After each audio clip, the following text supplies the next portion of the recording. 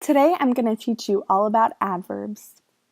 An adverb describes a verb, adjective, or another adverb. An adverb can be added to a verb to modify its meaning.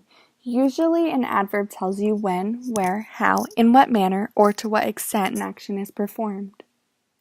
As previously mentioned, adverbs express how, when, where, and why something took place. To show examples, I created some simple sentences. This sentence for this example is, the dog barked. To express how the dog barked, the adverb loudly is used. For when the dog barked, last night gives the reader or the listener an idea of when the action of the dog barking took place. For where the dog barked, outside clarifies where the dog was barking at. And for why the dog barked, the adverbial phrase of because he wanted to go inside describes why the dog was barking all night. Here are some examples of adverbs that can be added to sentences and used to describe words.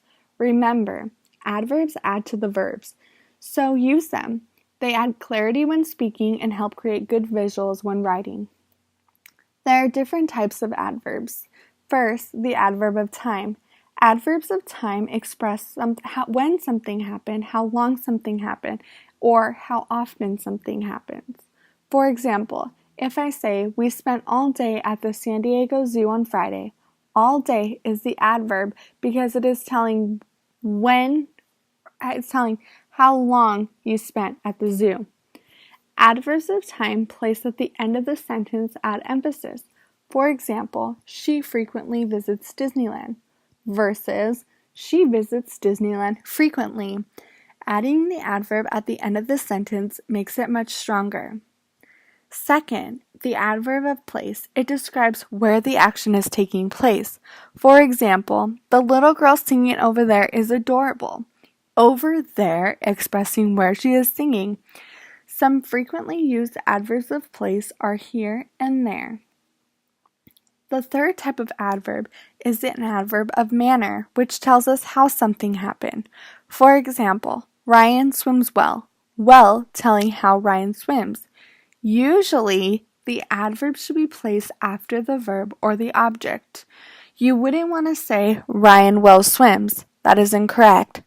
But for the second example, where Joanne plays the guitar beautifully, you could say Joanne beautifully plays the guitar. That makes sense. So it just depends on your sentence. For the fourth example, it's an adverb of degree, which tells us about the intensity or the degree of an action, adjective, or another adverb. Typically, adverbs of degree are placed between the adverb or the adjective they are modifying.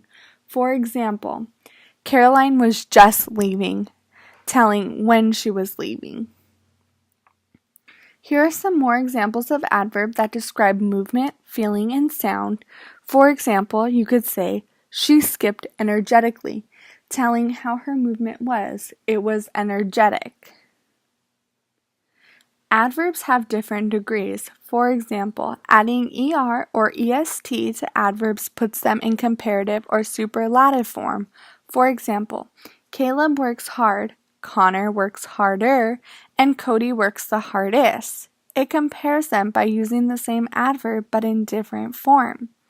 With the adverbs ending in ly, it is best to use more for the comparative form and most for the superlative form. For example, Carol is studying seriously, Diana is studying more seriously, and Shauna is studying the most seriously. However, some adverbs have irregular comparative forms. For example, if you take the adverb badly, the irregular comparative form is worse and the irregular superlative form is the worst. Also, the same thing goes with well.